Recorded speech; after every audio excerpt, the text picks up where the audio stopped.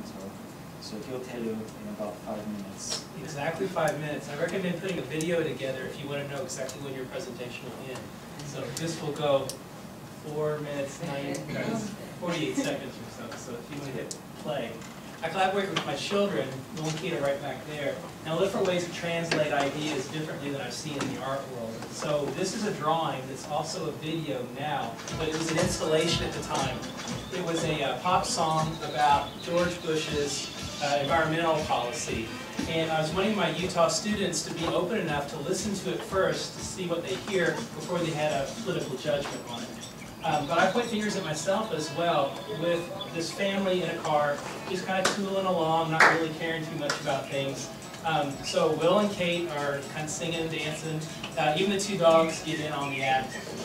But what this is a single projector. I was a floor assistant professor trying to get 6 projections. So I created a 6-mirror array that was right in front of the projector that would scatter the videos off to the sides. It's in a U-shaped gallery, and then it's on 20 yards of cotton drawn with indelible ink.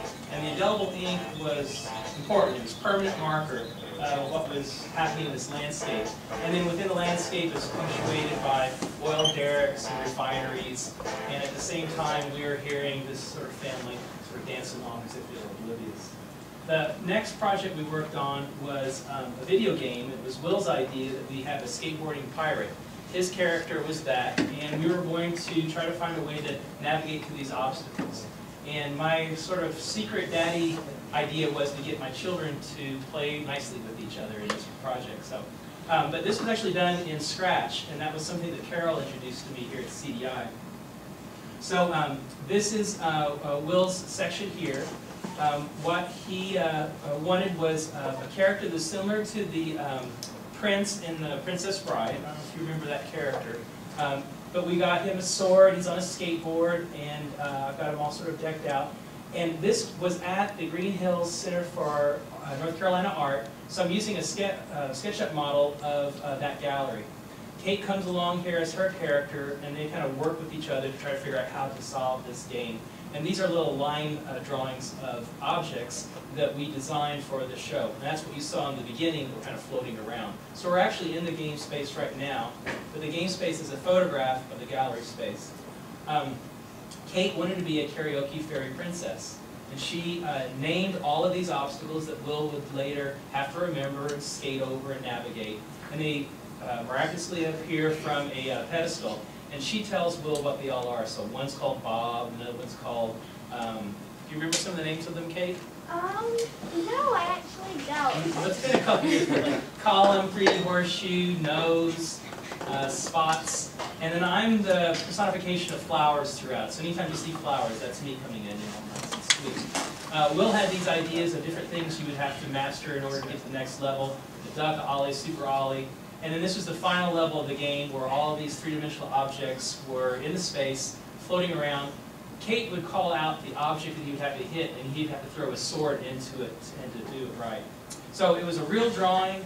There were real sculptures. I photographed them. I imported them into Scratch. You could go to the show. You could interact with the game on the console over there, and you could see the real assets in the room. And the idea was, how drawing and video games can fit together. Kind of working backwards, CDI's 3D printing abilities had me thinking about sort of reverse engineering the idea of 3D printing. And it was along another political idea about us going into other countries.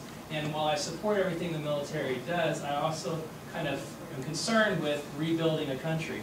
So the idea of rebuilding a country and some ideas I had for 3D printing was to take characters from other places in the world and put them in the hands of children to see if they could play with them and see if that changed their understanding of the world.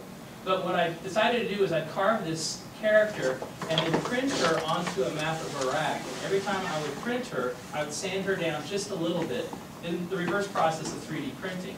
So sand, print, until I got to about 360 levels, actually 392, I'm saying that again, until she was sanded down to nothing and she was reproduced onto the map. I saved the sawdust, wasn't sure what I would use, and then I slowly carved out all of her prints and I rebuilt her in the same way a 3D printer would build layer upon layer. So this is what the map looked like when I was finished. This is what the little girl looked like after she was rebuilt. And this is how it looked in the gallery up on the wall, the map, and then there was the figure off to the side.